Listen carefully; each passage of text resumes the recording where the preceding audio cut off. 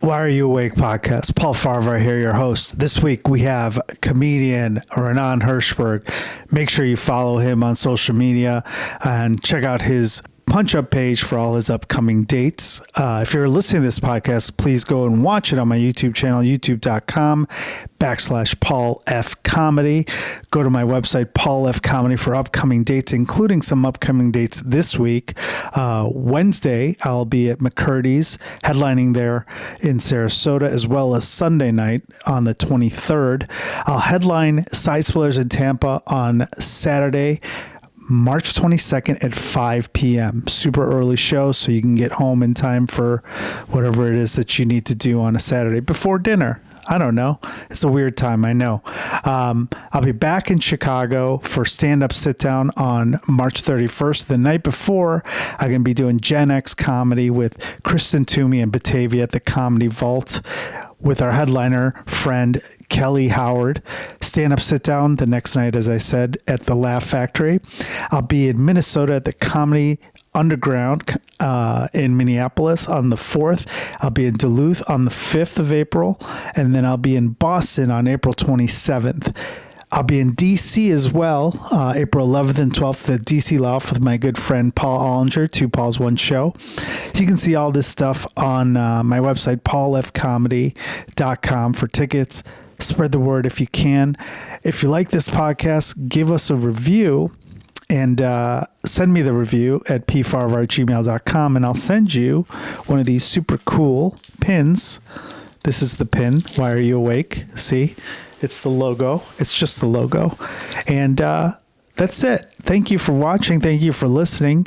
And check out our sponsors. Hey, gang. As some of you know, I used to be a practicing lawyer in Chicago. I no longer practice, but from time to time, I need a lawyer. And when I need a lawyer, I call my friend Scott Shapiro. Scott Shapiro has been practicing law for over 25 years in Chicago. He does it all, from workers' compensation to personal injury, employment issues, and even entertainment law and contract needs. If you need a lawyer, call my friend Scott. 312-648-8800. That's 312-648-8800. Or you can email him at scott@scottshapirolegal.com. Welcome to another edition of Why Are You Awake? Paul Farahvar here, your host. This week we have the amazing comedian Raanan Hershberg. Yeah, spelled my name right. Very impressed. Look at that. This took me at least 7 minutes. You have a way better than a lot of comedy clubs. Oh, did they screw it up? Really badly. Which is funny because I have the name. They could just look at it. Oh, people spell my last name wrong all the time. I was at a club. Do you know the comic Joey Avery? Yeah. I was at a club not too long ago, and it just, like, I got there, and, the poster outside, it said Raanan Hershberg. And it had your picture. It was a picture of Joey Avery. I sent you that. Oh, were you the one who sent me? Oh, it was at Skyline. Yeah.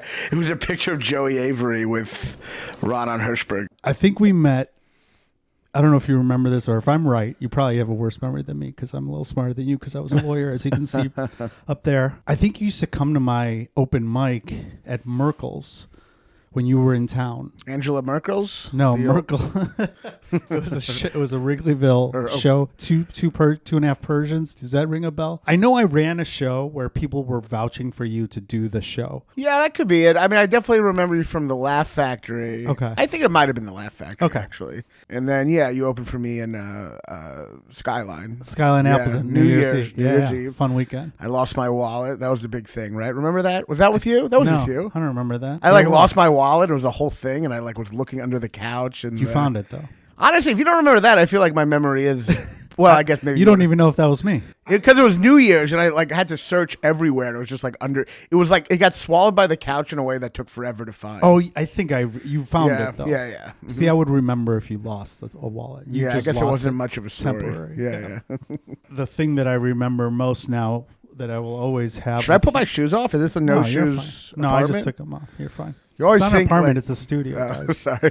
Don't tell them this shit. It's always funny when you don't take your shoes off and the host does, and you're like, is this okay? And then you are like, no, it's fine. I just prefer it for me, but I'm totally fine with everyone else tramping dirt into the. It's like nice out. It didn't matter. Right. So you were part of a weekend that was like one of the craziest weekends of my life in comedy. I was in Dallas when you were in Dallas. Oh, you mean like a couple weeks ago? I didn't want to. I thought it was like some long, epic thing. It went from like, and I've talked about it. It went from like my show got canceled. Multiple things happened while I was there, and I was about to just leave early and just call it a loss and get an early flight out. And I think I texted you, and I was like, "You're here. Can I do a guest spot on your show?" My show just got canceled. Some crazy shit happened where there was a shooter involved. All right. Do you remember that? And then the guy wasn't getting back to me. And then I talked to a couple of comedians. They're like, "Oh, the club is very weird about guest spots." I'm like, "All right, I got a guest spot." Fahim was at another club. He said I can come to a guest spot like 30 minutes away. And as I was leaving, the manager came up to me. He's like, "You're featuring for Raanan all weekend." I'm like, "What?" And then I walked in, and you're like, "Yeah, I guess I don't have a feature. I didn't know there was miscommunication." Yeah. And then it just went from like having 0 shows to like doing all your shows, then doing like the shows I already booked. had. Yeah, it was great. So it worked out. And those were fun shows, but for one. But for one, which is, one of the worst shows I've had in like years. It's crazy. Yeah, it was just a show where people, I mean, it's hard to explain because you're like, "Oh, it was rowdy." And people are like, "Oh, yeah, I've been there." But I'm like, no, this isn't like, this was beyond rowdy. Like the social contract that allows a show to feel like a show had not been followed. So it was not really there a was show. Multiple things happening. Well, it wasn't just rowdy. But it was half the crowd talking loudly. Yeah. So there really wasn't a show. And for a guy like you who literally doesn't do any interaction with the crowd, you're like, you're a monologist, you're like, you hate crowd work. I think that's fair I think that's well known. Yeah, I mean, I'll talk to the crowd sometimes, but yeah. Mm-hmm. You're not a fan. Yeah. It was just chaos.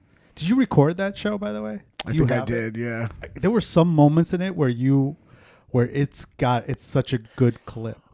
I have some clips that I stupidly just post like my material, which is dumb because like then people like know it when I'm performing places. But like I think it was funny. I mean, there was just parts where I'm just like, "You're all bad people" and shit like that. There was a point where you said, "It's only funny because I know you're good." You're like, "Guys, I'm really good at this. I'm like really one of the best comics out there. This is not how shows are." You like literally explained to them how bad they were. And the people you always know it's a good show when the comedian's trying to verbally explain, like, "I'm good," because I'm just talking to myself. But I'm just reminding myself, like, "I'm actually good. This is just not how it's happening." This is not how it's supposed to happen.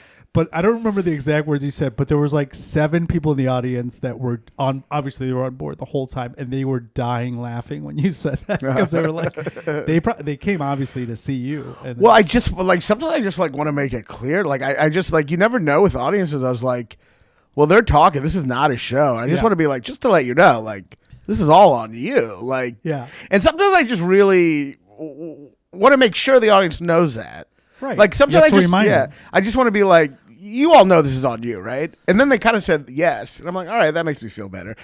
I just don't want people to go for, like, it's so easy for people to like I know for a fact, like, even if I saw a comedian, even if the jokes were great and the audience isn't laughing, in my head I'm like, those jokes aren't funny. It's just the way it happens. Like, when someone says, as an outsider, I mean, maybe I can be like, those jokes are funny, but like, I do think in general, like, if people aren't laughing at a comedian, they look bad. I didn't want people to come away like being like, "God, that guy was bad." So I literally had to just make it clear, like, we all know this is on you. Like, you know, And honestly, they're very honest. They're like, "Yeah, it's on us." There were people that didn't understand. There were people that came up to me after the show that was much like, they're like, "He was being rude." I'm like, "No, you guys were." Like, because I think they kicked him out. Right. Oh, they kicked those There was people like out. a few girls that just didn't understand. They're like, "This is our first show." I mean, I guess they're just drunk, but I'm curious what they would have wanted. Like, if they're going there and just talking loudly, what do they want me to do? Like, just like, I don't even interact with them. How could I have been a good comic? Yeah, just basically let them run the show. They wanted the attention. The group that was on our right, they were just wasted. By the time I got off stage, they were doing shots, and it was getting worse and worse. I still think I did bad. I mean, I try not to victim blame, but I still think I failed because, like, Hemingway had this quote once about morality. He's like, it was very simple, but he said, like, morality is if you feel like bad after you did something, that means it's bad. And if you feel good after you did something, that means it's good, right? It's just like a simple line like that. It's kind of how I feel about shows. Like, if I feel bad, I do think I did something wrong. Now, that's not to say it could have been great, no matter what there. But I definitely showed them I was upset, and I feel like that's a failure. I mean, there are moments that were funny, but I was upset, and even that part where I'm like, I'm good. That's them getting to me, because that's them. That's me trying to convince myself that I did feel bad afterwards. There is a way to go through that and not feel bad afterwards. What I was trying to point out was, now that it's been some time has passed, you almost benefited from it in a way, because now you have a story to talk about. Obviously, as a comedian, it's a bad show, and it's not much of a story. I just had a horrible show in Dallas. I mean, if you watch the clips, I guarantee you, there's like 4 or 5 things that are more viral, for lack of a better word, just better than the stuff that other people are posting with like shitty crowds. Yeah, it's so funny. I like talk about how I hate crowd work, and then I'll have like really good like clips that I don't post, because I'm like, I don't know. I feel like I've made my bed of hating it. Yeah. I had some clips from Cincinnati Go Bananas that were pretty good, and for me, crowd work isn't like. I actually think it's okay if someone interrupts you to say something. You know what I mean? Yeah. I guess I hate that that's what people just only do now. I hate that it's like, sure. I don't know. I think you can put stand up on Instagram. Well, that's what they're just looking for clips. Yeah. And I used to just post my crowd work stuff because I didn't want to burn my material, but people do crowd work, they don't want to burn the material they don't have. They're like, because you see these crowd work comics, and I'm like, well, I don't want to burn my material, and then that's all they ever post. Yeah. No, that's different. But like, I had a friend once who was like, he was doing a Netflix thing, and it's like, I don't want to burn my material, and I'm like, at some point, burning your material is just putting out work. Yeah. Like, you just like, you have to put it out. You at can't some point. burn it on Netflix. Oh yeah. Like, where are you gonna burn? Like, I don't know. It's just funny. Like, that's the point. Yeah. Yeah. I think people forgotten that the point ultimately, art exists because people have burned their material. I think Picasso is just constantly burning material. That's how, I think the old mindset was that you had an act that you went on tour with for 20 years. So that's, some people still think like that. But it's kind of becoming that again. Oh, is that right? Well, I mean, I'm just saying, like, those people didn't write, and the people now don't write. So it's kind of gone full circle, That's true. So, everything goes full circle, in before Psycho, the movie Psycho, when it came out, there's like a bunch of twists in it, right? Mm-hmm. Hitchcock had this big ad campaign, and what he told all the theaters is, don't let people in after they open it. Back then, people would walk in anytime. Right. There was newsreels beforehand. There was newsreels after. People just walk in the middle of a fucking movie. And then if they liked it, they'd go back and watch from the beginning, right? Yeah. So, like, back then, there was actually, the attention span was really bad. People were just kind of coming in and out. I'm sure it's worse now. But it's worse now, but it is interesting that, like, I feel like that's how things are now, too, now. You just kind of, like, come in and out, But it's like, that was how it was until Psycho. And then, finally, people started, like, showing up on time. So it's like, it is a cycle, and like, we do come full circle on that. It is crazy though. Like, people, because I come from a music background where people are like, what time are you actually going on? Because if we were in a band, I hate that question. And I'm like, it's not like that. Like, you have to, that. They're not going to let you in. It's also just insulting. Yeah. Like, I'm like this isn't like this isn't before Psycho. You can't just show up. Like, but it's that's just how like people are. They want to support you, but they don't want to support anyone else. But it's like, it's a show. Yeah. It's not like it's a show. Go to the fucking show. Yeah. You know what I mean? And I always say, I'm like, you have to see the whole thing. Like, people will show up late at shows. I remember when I had a joke that was a callback, and I had to host at the Laugh Factory back in the day, and people would just start showing up, and I'm like, I can't even do this joke now, because it's not going to pop at the end because half the people came in late. Well, also, I don't want you showing up right when I go on stage. That's distracting.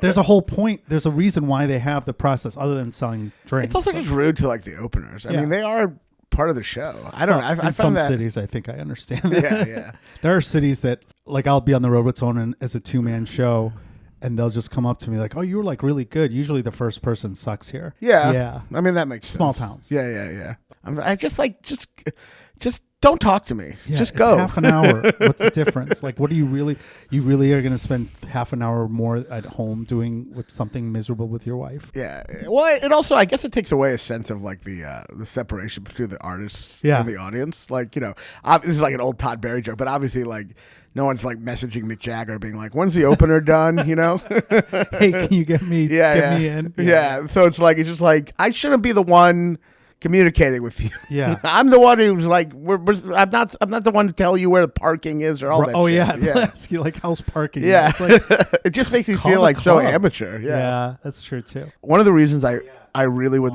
love to only do theaters is simply because I hate nothing more than having to walk through the club from the front where everyone's there and they see me come in. I And they hate want to that. talk to you. Yeah. And they're like, well, hey, you're the guy from the poster. Yeah. Like nothing said to you before you go is ever anything. Like it's just garbage. It's just, like, you gonna be funny? You gonna be funny? It just makes me hate people. we got a babysitter. Yeah, I are get you it. funny?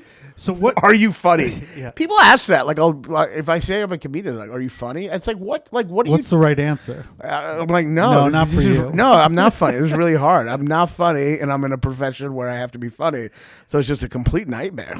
So, what are you doing after your shows now? Like, what did you do last night? You had 2 shows at the world famous Zanies in Chicago. I had 2 shows, and then I just went home. You went to your hotel. Went to my hotel, talked to my girlfriend for a little bit, and then went to sleep. I'm not a night owl anymore. This I know. is bad for the. No, it's fine. When were you? Are you a night owl? I went to bed at like 5 a.m. this morning. Oh, so you're one of those people, Yeah, huh? I'm one of those people. I have a buddy, Ben Moore, who. He switched it up. Yeah. Yeah. He used to sleep. He used to go to sleep at 9 a.m. to 5 p.m. It's Yep. funny that I said I had a buddy. I mean, we're still friends, but yeah. No, I know Ben. Yeah, I'm not much of an. I mean, I guess a night owl is just someone who, I guess. After midnight, they're up. Yeah, no matter what. 80% of those people are drinking or doing drugs. That's true. Was that when you were a night owl? Was when you Yeah. were doing those things? I mean, I guess when I used to do cocaine, I was a night owl to the. By choice. You were a morning owl. By morning owl, yeah. It's like you become a You're morning early owl bird. again. Yeah. Yeah. The only times I've ever seen the sunset is when I'm on cocaine. Sunset, Sunrise. Yeah, Sorry. same. I used to. Ben had that. We were roommates, and he would have that every day, and I'd be like, because he would literally go to sleep at 9 a.m. and wake up at 5 p.m. Yeah. The reverse 9 to 5, and I told him, I was like, you should probably get like a sleeping pill or something, and he's like, I don't think that's very healthy, and I'm like, it's also not really healthy. No sunlight. Is not being part of society, and that's the thing, like. You are wrong. Sunlight is important. Like Agree. that's not just a I know there are comics like I think Dave Attell is like a night owl and stuff Yeah. and like but it's like it's not like just an opinion. Like your body craves sunlight. Like your body craves You need vitamin D. yeah. Yeah. And it's bad for your emotions. So it's like that is just crazy. I've always liked the day. You're still up with light. Like the people that wake up at 9 and work till 5, they're not seeing sunlight either. If you think about it, when I had a job, You still see through the window. At Okay, least you're but not asleep during it. yeah, but even if you wake up at 12, you still have 5 to 6 hours of sunlight. It's just not in the morning. You mean like what your Anyone, situation yeah. is? I mean, Ben's is Yeah. That's not a night owl. That's just someone that's in reverse. just like reality. It's just like it's just complete alienation But from most society. people in comedy are night owls, and sometimes you become a night owl because of the career you're in, right? If you are starting to work at 7 o'clock, that's when people are working at 9. So it makes sense for you as a performer to be a night owl. I guess it does, though. I just get depressed when I wake up late. I don't know. I guess less sun makes me depressed. That's my thing. I'm easily depressed by a lack of sun. Like if I wake up at 12, I've done it, but it just you don't Yeah. have that feeling. Like, If I wake up really late, I do. Like if I wake up after 12, I feel like a dickhead. but 12, you don't. Yeah. if I wake up anytime in the AM, I'm like, okay. Do you get a lot of work done at night? Yeah, I get so much All right. done. I can at see night. that. Like when you're at night, no one's bugging you because people are bugging you during the day, I'm very easily distracted too. but you're distracted by people. Yeah, So I guess you could always just turn off your phone and enjoy the sunlight. if you had that sort of discipline. Yeah. Well, yeah. Well, you say you go back. How are you able to fall asleep? I take a sleeping pill every night. Oh, you do? Yeah, I take a sleeping. I have no wisdom, no advice. If I didn't take the sleeping Melatonin pill, or like a sleeping pill? called trazodone. Oh, that's like a sleeping pill. Yeah. Yeah. I love it. It doesn't wear off in terms of its effectiveness after years? No, it works well, and I don't think anything's an addiction as long as you're going to sleep right after you take the thing. You know, like I believe like you have to like be. That's not accurate at all. Well, I just think like the problem is if you're like on drugs and like have shit you're doing to like. I feel like as long as you go to sleep right when you take the drug, it's okay. Well, you're still dependent on it. 100%. So, but it's healthier than My the justification for dependence is because we all feel bad about that, but I'm just like, well, we're dependent on air, we're dependent on food, coffee, yeah. Yeah. Everything is. We are dependent on everything. Like that is like, I mean, maybe that's a cheap justification because I'm also on antidepressants. So like, if I wasn't on them, it'd mess me up, and I'm on the sleeping pills. So yeah, I mean, it's not healthy, I guess, to be dependent on stuff, but at the same time, it's also a lie to think we're not dependent on stuff. You need to have vices in your life or dependencies on things. Otherwise, then what's the point of living? Like you're not going to not have something. I mean, I guess like monks and shit don't do anything, but like, I guess they're dependent on their religion. Yeah. They think that something's going to happen later that they're going to benefit from. It's a sacrifice, suppose. But yeah, it's probably a cheap justification because obviously it's a balance. I drink coffee. Coffee is the other one that's like, coffee is so funny to me because it's like basically society just admitting that we can't go through this life sober. Yeah. And it's like pretty much agreed upon for almost everyone. We're like, yeah, drugs are bad, but like we clearly can't just do this sober. We need, because coffee is a drug. 100%. And like we need it. Like we've just all agreed life cannot be endured sober. That's what coffee is. Just the societal agreement. Yeah, there's a lot of social contracts with like alcohol too.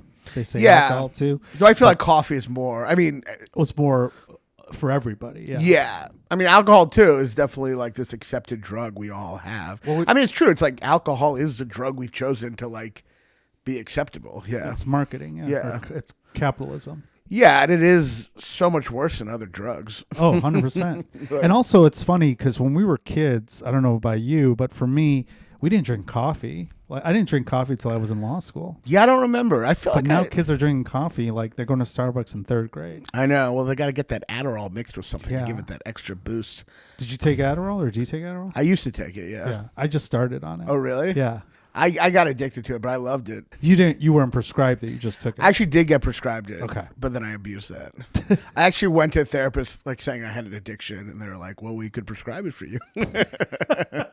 I loved it, but I actually think I needed it. I do think I have ADD, but I also have an addictive personality. Right. So it got control. bad. Yeah, it got out of control. Well, yeah, it's like funny when people go to AA and then all they're doing is drinking coffee and smoking cigarettes. It's like, we're fucked. You know what I mean? Because first of all, one of those is like, one of those is really bad for you. I had to cut out alcohol because I had ulcers. And I remember during that 2 months where I was like not drinking anymore, and I couldn't drink coffee either, I started smoking again.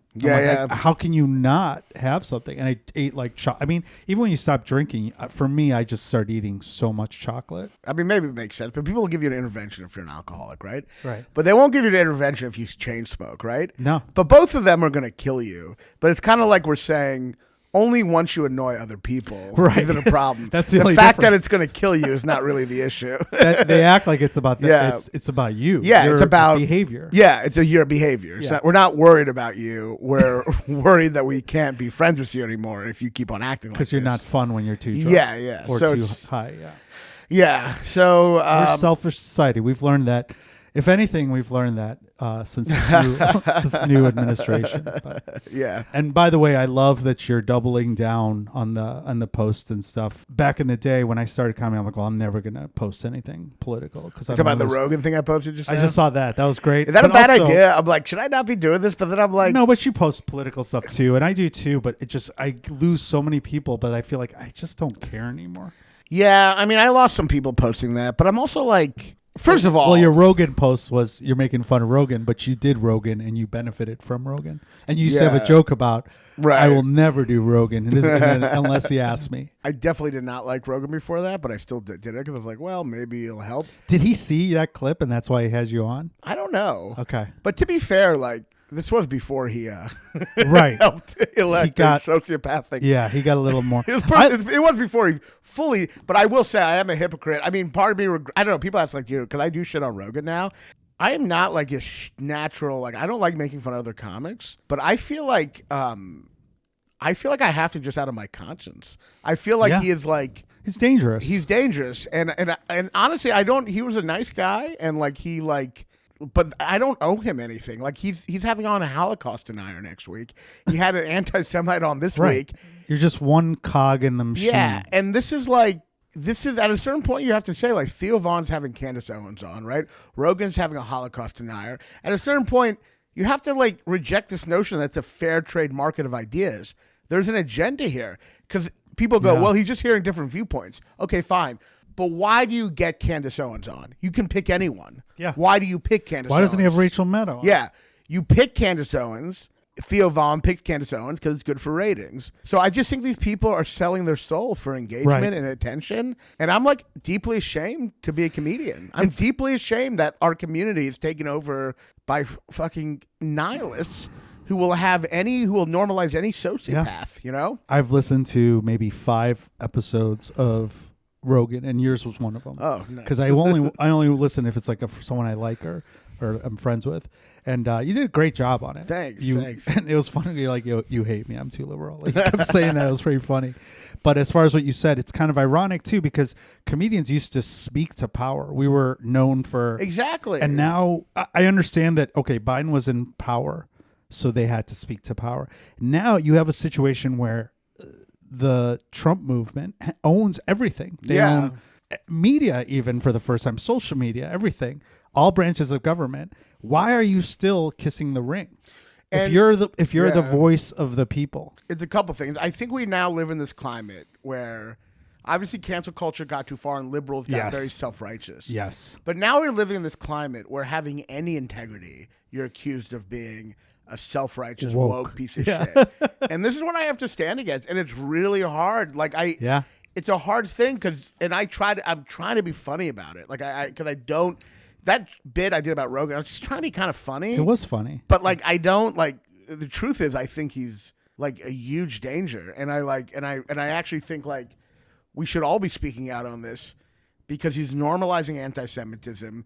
He's normalizing sociopaths. He's using this to spread Elon Musk's lies that have justified the death of starving children. Yeah. Like or people veterans losing their jobs. So like obviously we shouldn't be like self-righteous and annoying and I'll be called a hypocrite, but I do think we have to fight against this idea that like having any sense of outrage is just you're just like a buzzkill. Like because I think comedy has been overrun by nihilists. Yeah, it's really tough. It's really tough right now in comedy because it's like I'm trying to figure out how to, because obviously caring is not funny. Yeah, it's hard to navigate. I try to look at everything as like we are being gaslit as a country. Now, Trump is actually kind of doing the things he said he's going to do. Mm-hmm. So the gaslighting is really from his defenders who basically tell you stuff like, when Zelensky, you know, when Zelensky, they're trying to frame that as, well, Zelensky just didn't, you know, he didn't handle it well, you know, and it's like, well, A, Trump was already making decisions before that. It was a setup, yeah. And B, it was a setup, but C, here's a gaslighting. If that was the case, that would be even worse. Because that means Trump is so impulsive that he said something wrong. Yeah. You're like, I'm done aiding this guy I want to aid. So, like, your defense of that is actually complete He's not bullshit. A diplomat. Yeah. So this is gaslighting. I've been doing this bit lately about Elon Musk that I think is like when they called him out, like when the salute thing, and then he goes, it's a hail. Yeah, and Caesar. Yeah, there was a quote he said was like, "This is just a dirty trick the media's playing." So I have this bit like, you know, I think it's just really funny to imagine that as a dirty trick. Like the media's like, "I got a real dirty trick." And it's like, "What's that?" It's like the next time Elon Musk does a Hail Hitler salute twice on national television, we're going to be like, what the fuck? We're going to record it. Yeah. And it's like, we're going to be like, that's crazy. Yeah. And I'm like, jokes like that, I feel like are important now because I do believe. You have to mock it. You have to mock the insanity. We have to mock the insanity. And there are certain rules I try to live by now. One of the rules is like, there's no such thing as trolling. Trolling is the thing you're doing. That's my firm belief. Kurt Vonnegut said, you are who you pretend to be. Anyone, like people are like, Elon Musk just trolling with the Hail Hitler. That's the same thing as doing Hail Hitler. well, I think multiple reasons. I think it was a distraction from the real shit he was doing, and he was trying to lean into the Bannon folks that were like, this guy's a piece of shit. But it doesn't matter. No one cares. But it doesn't matter either way. It's no different than an anti-Semite doing the Hail Hitler salute. At the end of the day, it's almost worse because you're trying to appease the people that are. But this idea that like, oh, he's just trolling, as if that's supposed to be like, okay. No. People are involved in the political system for the first time. Yeah. It's not like it's funny because on Facebook, I'm very actively explaining people the laws and stuff because, again, I was a lawyer. I don't know if you guys know that. But, and then they'll always accuse me of being like a woke liberal. And I was a staunch Republican as a kid. I had a poster of Reagan on my wall. Nice. Clarence Thomas. Wow. I mean, I was a fucking... But it is funny because the same people that are from my high school, and you went to school in Kentucky, right? So you probably have this too, where the people are like explaining to me stuff. I'm like, buddy, you took summer school history because this is my life. Like I was in politics. I worked in DC. You're explaining to me the Ukraine, like you don't know what the fuck you're talking about. Also, I love when people go, "You're like, you need to do more research." Like, what research are you guys doing? Yeah, it's also like maybe just we're disagreeing. There was a guy. I just think the other person hasn't done research, which is always they just always say that. I'm just like, it sounds like you're just not media, have no media literacy. Yeah, they say mainstream media. It's like, okay, just Google. You can go to actual documents on government pages and read actual documents. I mean, mainstream media is just, well, first of all, that never made sense because Fox is like the highest rated. Yeah. So like every time people say like the corporate news, I'm like, do you think Fox is a mom and pop? Yeah. Like, do you think it's like, it makes no sense. But also like, and this is what Joe Rogan represents. And I do believe Rogan probably believes this shit. And I don't think it matters. I used to think. All the other comedians of his generation say he's so smart because they remember him from when he was at the club. He would like mansplain things to people. Yeah. But what I hold him account for is the arrogance to assume experts don't know shit. Because experts are just people who've done a lot of research. Yeah. It's actually they went to school. To me, there's nothing more elite than saying people who've done all the research don't know what they're talking about. Like, to me, that's like the arrogant thing. Yeah. So Joe Rogan represents a death of expertise or knowledge. Or knowledge. And that is like a very serious thing that has like helped like really destroy this country because we now have this information breakdown where people don't know how to decide whether information is worthy of actual like credibility. And like mainstream news or like the thing you call, first of all, that was always just a way for Trump to avoid accountability. That's how it started. The news would attack him fake news. And he just said it was fake, right? When people say like a newspaper is mainstream news, they just mean newspapers that have attained credibility or over journalists. the years, or journalists who follow standards. That's all that means. Yeah, obviously like you have to trust experts at a certain point. We're not going to be able to read all the information, but that is not naive to just essentially trust certain experts.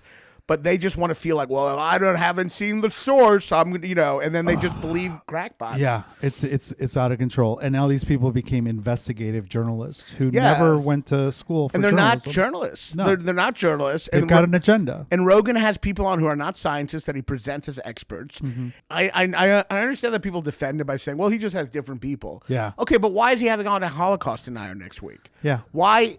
You can pick anyone, but why that? Why did Theo Vaughn have Candace Owens on? Yeah. Like, if you just want to hear different ideas, like, you could hear anyone. Why does she make the cut? Because she's a rabid anti-Semite and she gets a lot of attention, and they're just wanting to follow. Yeah. They just want followers. So, and if you say anything, people go, "Oh, you're just a fucking hypocrite, woke, self-righteous piece of shit. You're a cuck." This guy posted, it's only 1,322 days left until you won't have to hear from the liberal cuck boys anymore. And then I just thought about it. I'm trying to make a joke out of this where it's funny. They'll call you a liberal cuck, but they'll rabidly defend a guy who's literally fucking their wives. Like, it's literally they will never stand up. They'll defend everything. Well, I feel like these guys are like so machismo, but they love Trump. I'm like, I'm a pussy, and I'm still a much bigger man than you because I'm not just following a cult leader. I don't care if you have a truck and you fight and you could kick my ass. Yeah. I'm still a bigger man than you because you're looking for this daddy father figure to follow. You're wearing a shirt of a picture of another man who was shot. Like, how is that cool? Like, there's people that will say back in the day there was a group of people that would be like, I don't like my son wearing a jersey with another man's name on it. That's kind of cucky, for lack of a better word. And now that same guy is like, hey, I bought Trump pictures. Well, the fact that the way Donald Trump Jr. talks about how his dad is awesome all the time, we should all be able to agree that anyone who thinks their dad is awesome and talks about that is lame. Yeah. Like anyone who's like, my dad's the best, you're just lame. You should think your dad's, you should definitely not think your dad's super cool, all right? How awesome his dad is. Do you think he's on coke? I can't decide because I keep watching these clips.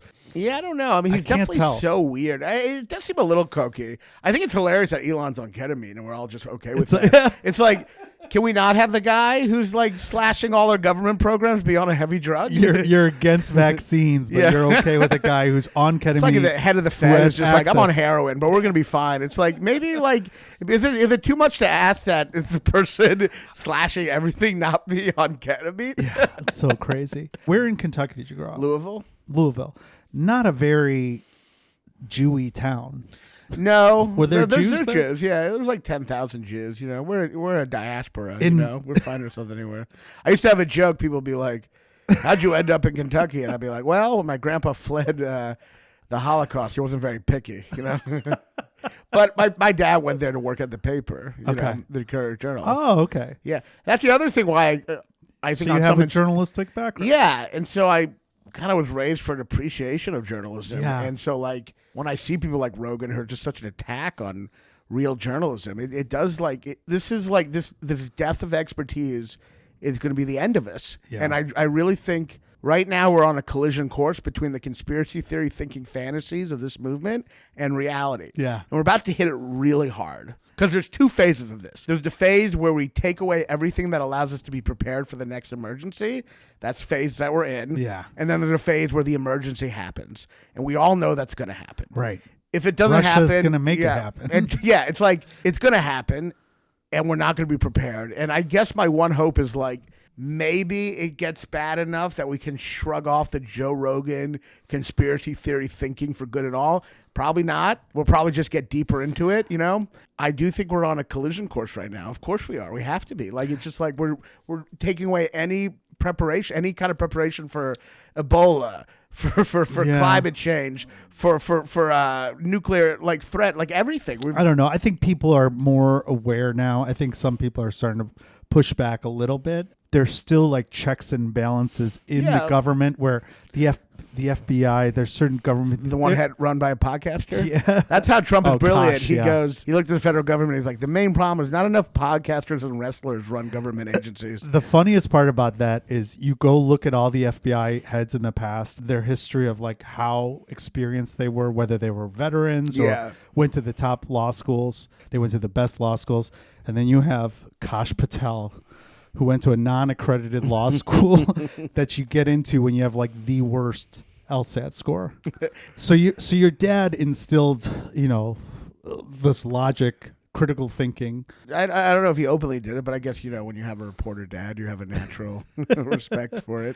And I remember him getting in trouble as a reporter. He wrote stories about the university, and the university there was mediocre academically, and he wrote honestly about that. Yeah. And he got in trouble. They moved him. They shipped him to like southern Indiana. It was like the Siberia. Yeah, he got in trouble for like just writing honest articles about the academic schools being the University of Louisville being mediocre. Yeah. People in power complained, and they fucking shipped him off. What were you like? Where did you grow up in? What kind of high school? Was it like a big school? Big public school? Yeah. Were you an awkward kid in high school, or were you like a troublemaker? It was kind of like an arrogant, I guess.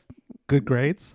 No, not good grades. I used to like put on plays like at really? school. I would cut class and like rehearse plays. I was kind of like So a theater kid. Lame and yeah. The Oh theater God, kid I did not rebel. picture that at all. Yeah, I was a theater kid. I mean, but also like I did a play, but like a David Mamet theater kid. Like I did a play. You wrote a play or you did a I wrote a play that Okay.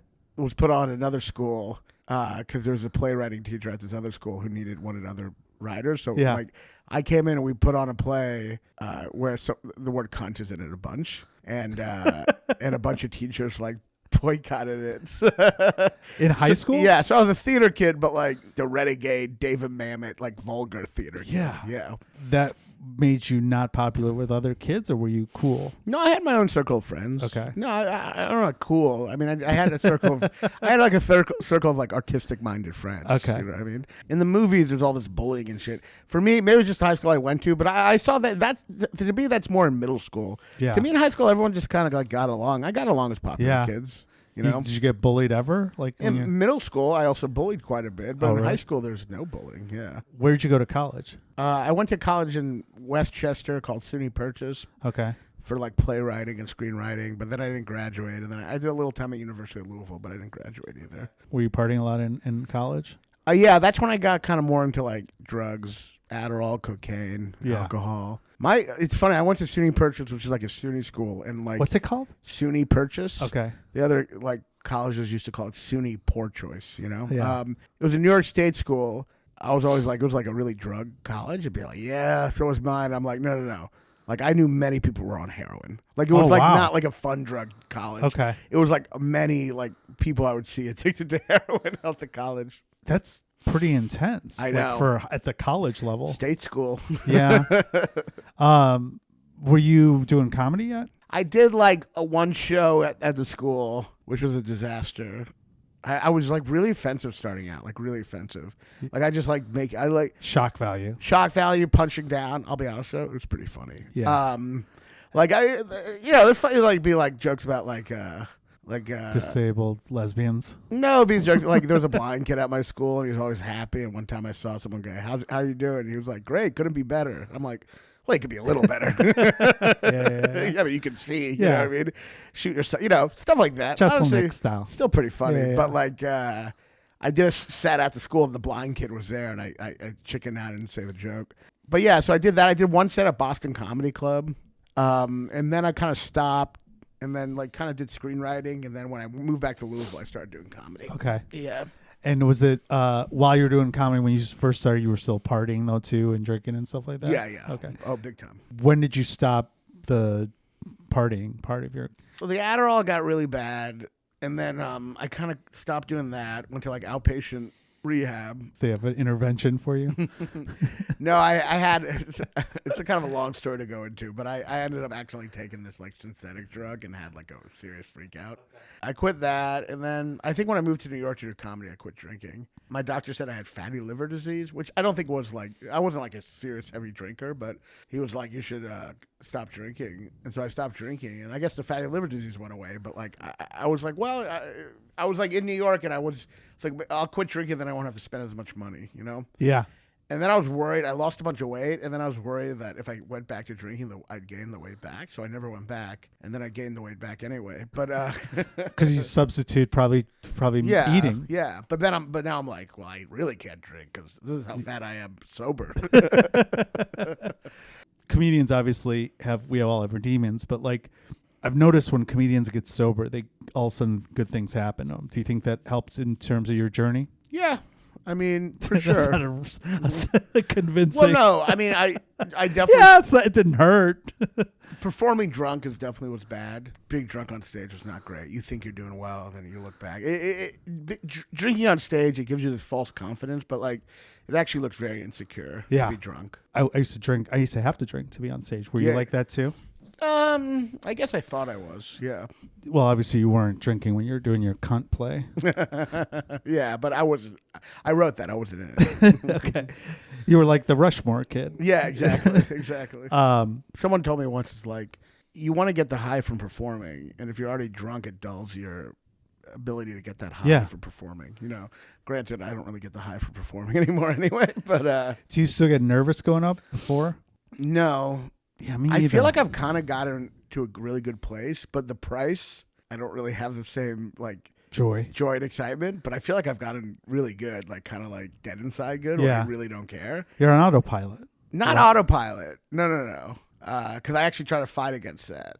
I actually try to be present, but I just don't care as much about how it goes. I don't know. I'm just not nervous. Even when you're trying new material, do you get nervous then? Yeah, with new material, but even then, I mean, like if I'm doing an hour-long set, I have my Yeah. new material section. Not really. Like, no. I mean, like maybe I should get more nervous, but like I don't know. I feel like I'm at a place now where I'm just kind of like, I don't know. I've been through so much with comedy now that it's How long kind you of been like doing it? 17, 18 years. Yeah. I truly believe like to be a good comedian, you have to be a little dead inside from comedy. I think you kind of have to like have your dreams kind of fail a little, and then they'll like, realize like at a certain point realize like there's no big break moment, and just try to have fun. But I just feel like that's where I'm at, and I'm like in a pretty good. I mean, look, I had that show in Dallas that definitely Woke you up. woke me up, but like, and it's not to say I'm asleep on there. I just feel like I'm not nervous. When you, after that show,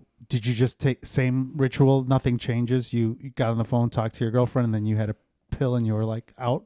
Or did you have to like stew for a bit? I probably got in a fight with my girlfriend because I was in a bad mood. But yeah, Okay. pretty much the same. Yeah. It was bad. I felt bad. Like, yeah. I mean, that woke me up. But like yesterday, I feel the highs and lows just aren't as great as they used to be. Like yesterday, I felt like I had a great fucking show. I feel like it was really good. But I'm not like jumping off. I'm not like, it's just, I'm just like, I'm not like, oh my God. I'm just kind of like, that What's was fun. next? Yeah. When are you writing now? If you're not doing it late at night, what's your writing? I try to write, like during the day, I try to write. It depends on where I'm at in the show. Yeah. Like right now, I feel like I'm kind of putting the hour fully together. So I'm not writing as much. Like sometimes I'll write just in my notebook 5 pages a day and just try to like get new shit. But now I'm kind of writing within the hour. So like kind of watching and then adding stuff to it.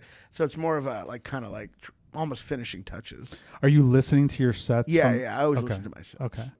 The next day I always listen and take notes. Anything that's ever happened to you late at night where you're like, this is why I'm never going to be a night owl again? I mean, I guess the years and years of staying out late because I thought I was going to get laid. Yeah. Only to find out that was never in the cards to begin with. Maybe that. Well, I also have a girlfriend, which really helps. I mean, like, you go out because you want to get laid. Just getting. I mean, yeah. Oh, yeah. I mean, to me, that's why you go out, to get laid. Why would you? Why else would you go out? You go out to look for someone that you can eventually just stay in with. Huh. But now, like, now that I have a girl, I don't know. Maybe sex was just a big part of my life. Now that I have a girlfriend, like, I have no desire to go out. It's also age too. Age, yeah. But I'm like, the pussy's at home. I have a way better shot of getting laid by going home. That's true. Makes sense. In fact, being out is a surefire way to that means I won't get laid. Yeah. All right. Well, Raanan, I really appreciate you coming great. in. Seriously, thank you so much. And have fun talking to you. Keep doing the great shit you're doing, man. Thanks, really man. appreciate You too, it. man. Where can people find out more about your specials? What was the newest one was Brave? Brave, and I have a new podcast, Your Favorite Movie Sucks. Check it out.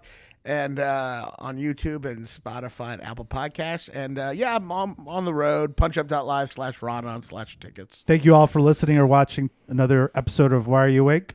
Go to sleep.